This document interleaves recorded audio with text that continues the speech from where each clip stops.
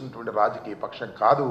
రాటుదేరినటువంటి రాజకీయ పక్షం ఎన్ని కష్టాలకైనా నష్టాలకైనా ఓర్చి ముందుకు వెళ్తుందని మీరు రాబోయే కాలంలో తప్పనిసరిగా చూస్తారు. రాబోయే 4 సంవత్సరాల తర్వాత మళ్ళా విజయ ఢంకా మోగించి వైఎస్ఆర్ కాంగ్రెస్ పార్టీ అధికారంలోకి వస్తుంది.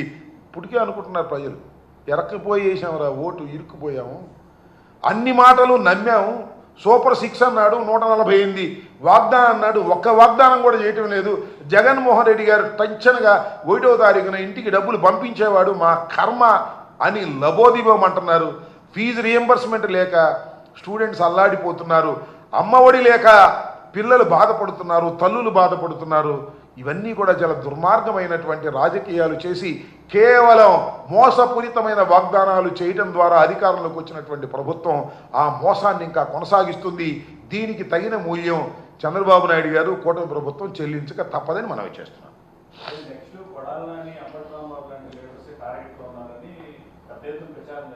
మేము వింటున్నాం, మేము రెడీగా ఉన్నాం, మేము ట్రైన్ అవుతున్నాం. కొడాలి నాని గారు, అంబటి రాంబాబు గారు, వాళ్ళు వీళ్ళు చెప్తున్నారు లిస్టు దేనిలో, సోషల్ మీడియాలో. We are face it. అసలు డబ్బా రాజకీయాల్లో ఉండాలంటే జైలుకి వెళ్ళడానికి సిద్ధంగా ఉండాలి అని మేము నిర్ణయించుకున్నాం. We're ready for it.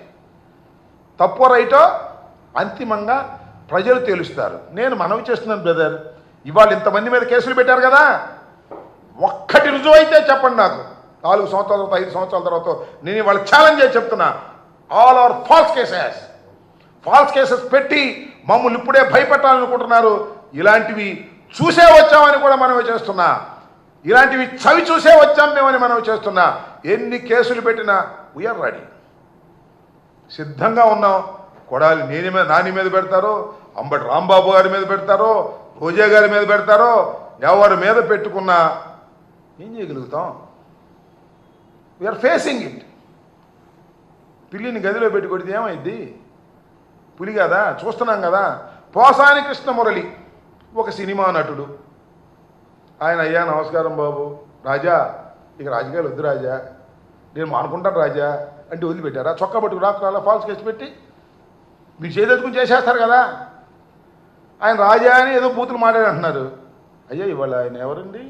మన స్పీకర్ గారు చింతకాయల వంకాయల చింతకాయలు అయ్యన్న పాత్రుడు గారు ఏం మాట్లాడండి దుంపదేగా, పచ్చి బూతులే కదండి. జగన్మోహన్ రెడ్డి గారిని, నన్ను, రోజాని ఎన్ని బూతులు ఇచ్చాయండి మహానుభావుడు. ఆయన మాత్రం స్పీకర్, బ్రహ్మాండమైనటువంటి స్పీకర్ అవ్వచ్చు. పోసాని కృష్ణమూర్తి ఏమైనా తిట్టాడు, లోపలేసి 15 ఏళ్ళు తిప్పుతున్నారు. ఏం పోయే కాలం వచ్చింది, ప్రజలు గమనించట్లేదా అని అడుగుతా ఉన్నా. ఎవ్రీథింగ్ ప్రజల బుర్రల్లో ఉంటాయి, గుర్తుపెట్టుకోండి. ఓటేసే రోజున దుర్మార్గంగా వ్యవహరిస్తున్నారు, అన్యాయంగా కేసులు పెడుతున్నారు, అక్రమంగా అరెస్ట్ చేస్తున్నారు, అక్రమంగా కోర్టుల చుట్టూ తిప్పుతున్నారు. దీనికి మూల్యం చెల్లించక తప్పదు. ఎవరు అందరికన్నా ముందు మూల్యం చెల్లించాల్సింది అదే మన జనసేన అధిపతి పవన్ కళ్యాణ్ కాదు, అభిపే చంద్రబాబు కూడా కాదు, లోకేష్.